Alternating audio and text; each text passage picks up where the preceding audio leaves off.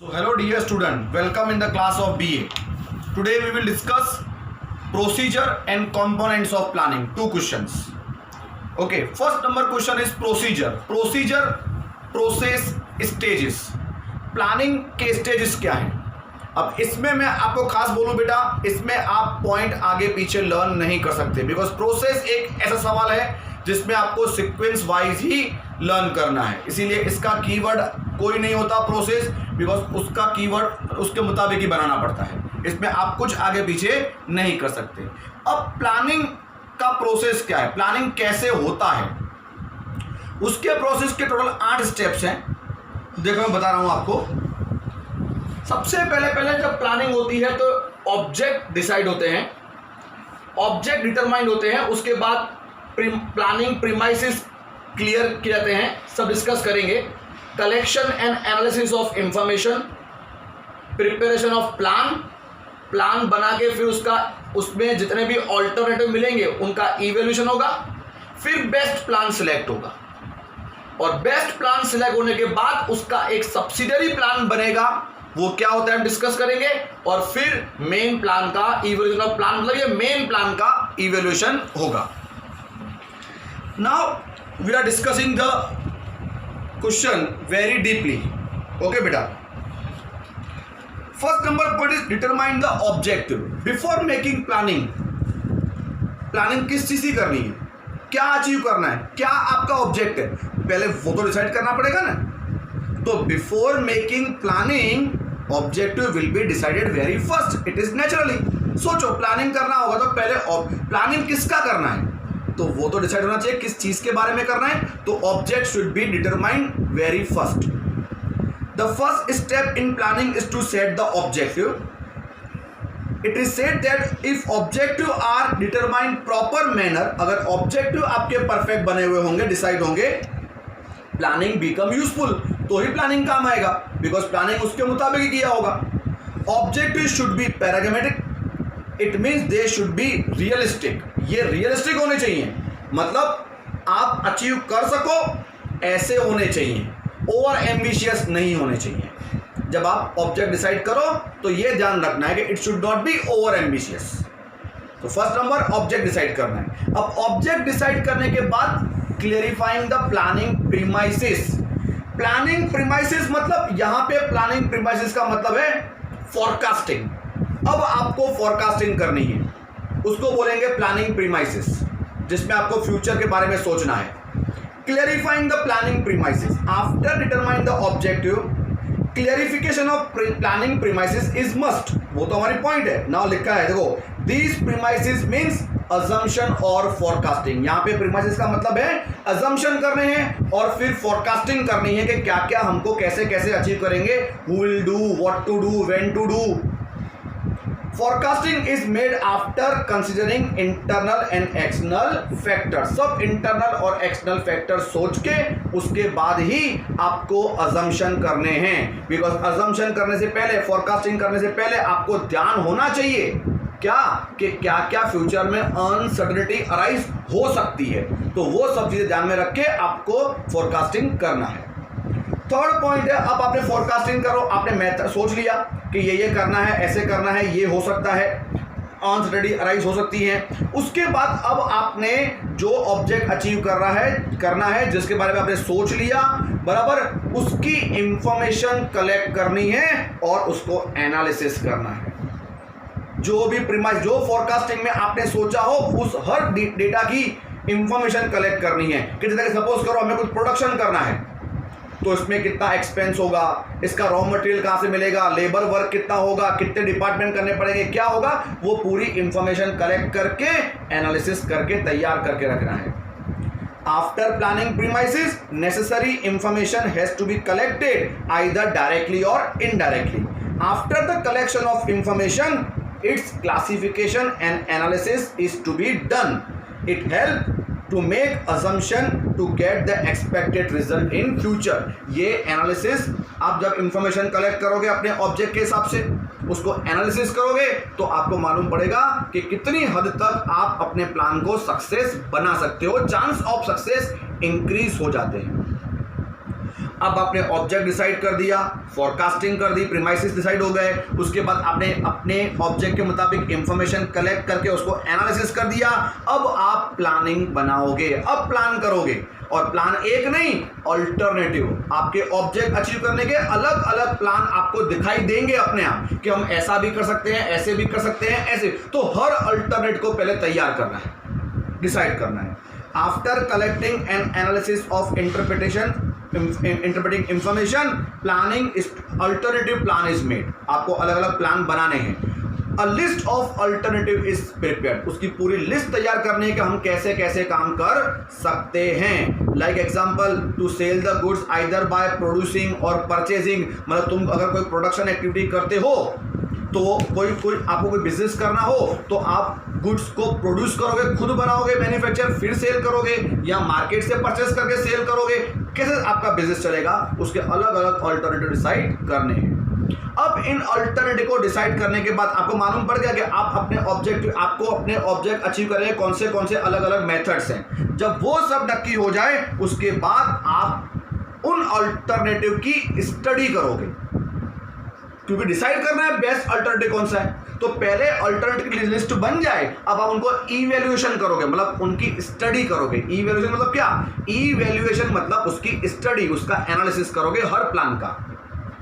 Various alternatives which are considered feasible are taken detailed evaluation.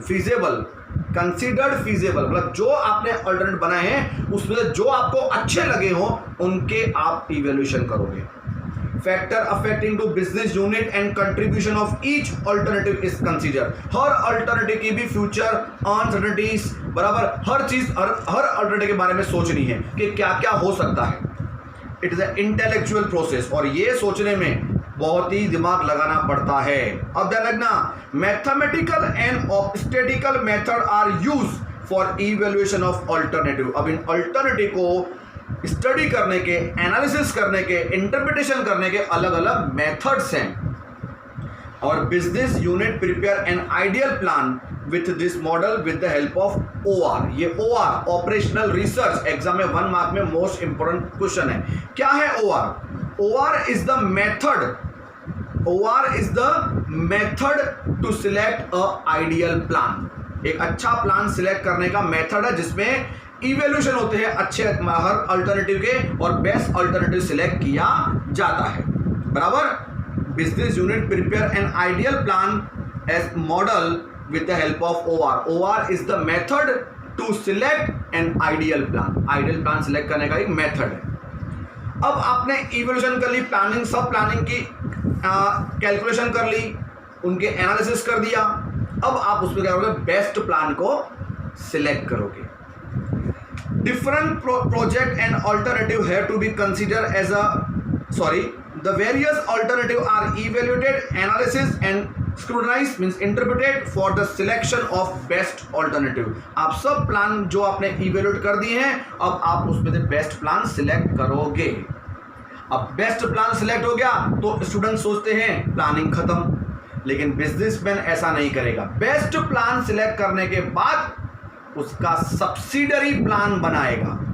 Best plan जो unit का पूरा एक plan है, उसको सक्सेस करने के लिए उसके सब्सिडरी प्लान बनाने पड़ते हैं। जैसे कि मैं बताऊं, क्या सपोज आप मोबाइल मैन्युफैक्चरर हो, तो आप मोबाइल आपको बनाना है, पर मोबाइल के अंदर जो इंस्ट्रूमेंट है वो भी आप खुद मैन्युफैक्चर करोगे कि वो बाहर से इंपोर्ट करोगे, बाहर से परचेस करोगे, वो भी तो डिसाइड करना पड़ेगा ना। तो इसीलिए आप अपनी जो मेन प्लान, आपका मेन ऑब्जेक्टिव अचीव करने का आपने प्लान बनाया, तो वो प्लान अचीव करने के लिए डिफरेंट एक्टिविटीज दूसरी कैरी आउट करनी पड़ेगी, उसके लिए भी प्लान बनाने पड़ेंगे कि वो कौन करेगा। इसीलिए formulation and evaluation of subsidiary plan. Different project and alternative have to be consider as per basic plan और support of basic plan. These plans are known as a subsidiary derivative plans। मतलब जो अलग अलग project, अलग अलग alternatives achieve करने के लिए आप जो दूसरे प्लान बनाते हो उसको बोलते हैं subsidiary plan. For example, a manufacturing of car company will take a decision to buy a tyre और टू मेक और to buy tyre, then it is, मतलब कोई कार मैन्युफैक्चरिंग कंपनी है, वो उसके टायर्स जो हैं वो खुद बनाए या वो परचेस करें, उसका भी एक अल्टरनेट करना पड़ेगा। जैसे मैंने आपको मोबाइल का एग्जांपल दिया, तो उसको बोलते हैं सब्सिडरी प्लान, वो बनाना पड़ेगा। और वो फॉर्मुलेशन के बाद उसका क्या लिखा है, as a subsidiary plan is prepared, जब वो फॉर्मुलेट हो जाए it is necessary to evaluate the same, उसको इवैल्यूएट भी करना पड़ेगा। अब सब्सिडरी प्लान इवैल्यूएट करने के बाद, मतलब आपने जो मेन प्लान आपने किया, उसके हर अंदर के दूसरे जो छोटी छोटी बातें हैं उनके भी आपने प्लान बना दिए। अब आप अपने जो मेन प्लान था उसका इवैल्यूएशन करोगे और उसको वो सही लगेगा तो फिर अप्लाई करोगे। इसलिए लास्ट जो पॉइंट है ना बेटा, इवैल्यूएशन ऑफ प्लान, ये इवैल्यूएशन ऑफ प्लान जो लास्ट पॉइंट है वो अपने मेन प्लान के बारे में है। After information and evaluation of subsidiary plan, entire plan is evaluated. अब पूरा प्लान वापिस स्टडी होगा। Whenever it is necessary, business take the help of experts, इसमें experts, consultants सबकी एडवाइस भी लेनी पड़ेगी मेन प्लान, क्योंकि एक बार वो अप्लाई हो गया तो फिर आप दूसरा प्लान चेंज नहीं कर सकते। It help to get the correct opinion as well as the appropriate decision, इसीलिए एक्सपर्ट्स की राय इसलिए ली जाती है क्योंकि हमको एक परफेक्ट डिसीजन लेने में हेल्प आउट होता है। अब एक 1 मार्कर OR था, ऑपरेशनल रिसर्च, बराबर। अब दूसरा, whenever we proceed step by step, it is called look and leap principle। Exam में आता है what is look and leap. Look and leap, देखो और आगे बढ़ो, मतलब to proceed step by step, आगे चलो step by step. To the method to proceed step by step in business is called look and leap plan. तो planning के evaluation के बाद आपको स्टेप बाय स्टेप आगे बढ़ना है। ओके, तो आई होप बेटा आपको ये पॉइंट्स बिल्कुल इजी लगे होंगे, आप इसको अच्छी तरह से याद कर सकते हो। Now our second number and last question of this chapter is components and elements of planning. मतलब प्लानिंग के कंपोनेंट क्या है, एलिमेंट क्या है, मेन थिंग्स क्या हैं जो प्लानिंग में इंक्लूड होती हैं। तो प्लानिंग की मेन जो चीजें हैं बेटा देख लो एक बार, कुल 7 चीजें हैं जो है कंपोनेंट्स हैं। Objective, strategy, policy, method, rules, budget and programme.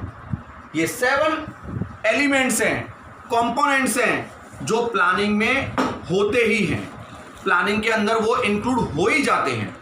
Okay, करने ही पड़ते हैं और क्या कह सकते हैं, हो जाते हैं। अब इन सब के बारे में मीनिंग समझेंगे हम। सबसे पहले ऑब्जेक्टिव्स।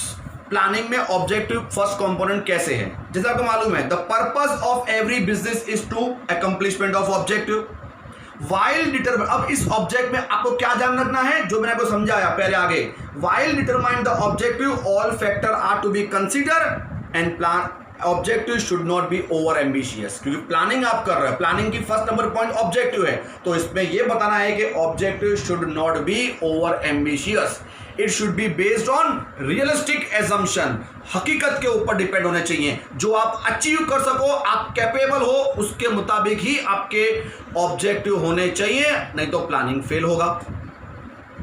सेकंड नंबर है बेटा स्ट्रेटेजी। अभी इन सब की मीनिंग लर्न करने के लिए मैं आपको कीवर्ड दूंगा, वो आप नोट कर लेना। स्ट्रेटेजी मतलब one kind of idea.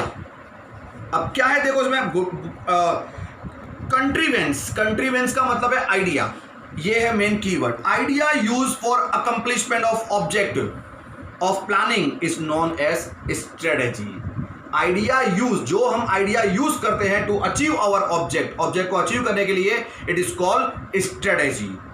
It makes business unit capable enough to face the competition and survive against the other factor. ये आइडिया जब पहले ही स्ट्रेटेजी आपने पहले सोच ली होगी तो आप कंपटीशन के समय में इजीली अपने कॉम्पिटिटर को फेस कर पाएंगे। Strategy like used in army and sports. तो ये ध्यान रखना है, फिर ये आपकी जो बिजनेस की स्ट्रेटेजी है, जो आइडिया है, ये सीक्रेट रखनी है, ये किसी को बतानी नहीं है, otherwise your other competitor will take the benefit. Next is policy. What is policy? तो पॉलिसी का कीवर्ड है strategy. Okay, decision and strategy decided by management for accomplishment of objective is known as policy. Policy क्या है? Policy वो एक strategy है, वो एक मेथड है जिससे आप अपने ऑब्जेक्टिव अचीव करोगे।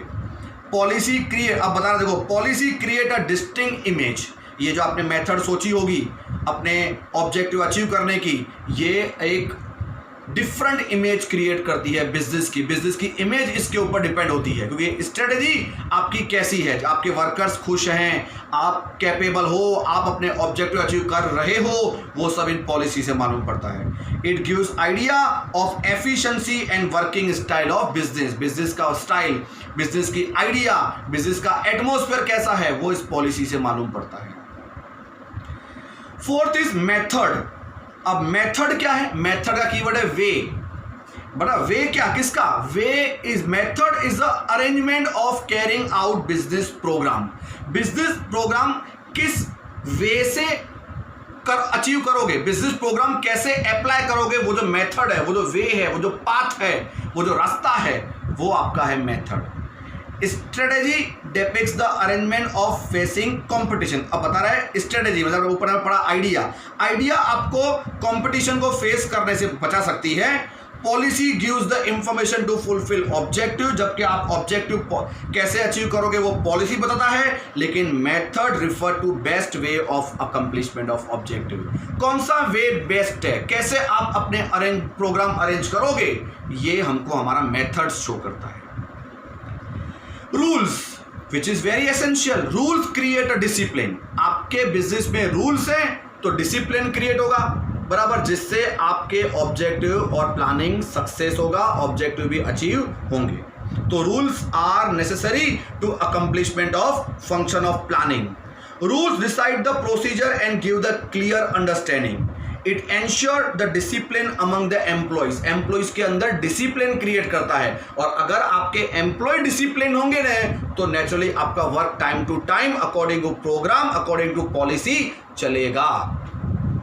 Rules make accomplishment of objective easy, like use of mobile during the working hour is prohibited. ऐसा कोई रूल कोई बनाती है कंपनी कि मोबाइल यूज नहीं करना। Smoking is prohibited in the premises. आपको फैक्ट्री के अंदर बैठ के स्मोकिंग नहीं करनी है, तो इससे आपका सॉरी ऐसे सब रूल्स बनने से आपके यहाँ पॉजिटिव एटमॉस्फेयर क्रिएट होता है और वर्कर्स अच्छी तरह काम कर सकते हैं, और वो डिसिप्लिन से आप अपने ऑब्जेक्टिव अचीव कर सकते हो। बजट क्या है? बजट इज आपको मालूम है, budget is a estimated sheet to control our expenditure based on control our expenditure. एक अगर ये बीए की लैंग्वेज में कहते हो, वैसे अकाउंटिंग की मीनिंग तो मालूम है। Estimated showing estimated income and expense of next financial year is called as a budget. अब आप जब अपने इनकम और एक्सपेंस को एस्टिमेट करते हो तो आप अपने एक्सपेंस कंट्रोल में रख सकते हो, कॉस्टिंग डाउन कर सकते हो, कॉस्टिंग को बढ़ने नहीं दे सकते हो। तो अलग अलग मेथड्स है, अलग अलग बजट है जो आपको 1 मार्कर आंसर लर्न करना है। बजट के टाइप्स जो एग्जाम में पूछ सकते हैं। Budget is a tool of controlling for accomplishment of business objective. Business object को अचीव करने के लिए कंट्रोलिंग का टूल है। Different type of budget, like देखो टाइप्स ये पूछेगा, capital expenditure budget. Capital expenditure budget वो बजट होता है जो आप जो कैपिटल एक्सपेंस करते हो, मतलब एसेट्स के ऊपर जो एक्सपेंस करते हो, उसे कंट्रोल करने में हेल्प आउट होता है। सेल्स बजट, सेल्स के बारे में। प्रोडक्शन बजट, प्रोडक्शन कॉस्ट के बारे में, production cost budget. Cash budget, जो अपना कैश का इनफ्लो और आउटफ्लो है, जो पैसा आएगा और जब खर्च करोगे उसके ऊपर कैसे बैलेंस मेंटेन करोगे, बराबर, वो एक्सेट्रा जो है वो बजट अलग अलग ये टाइप्स होते हैं।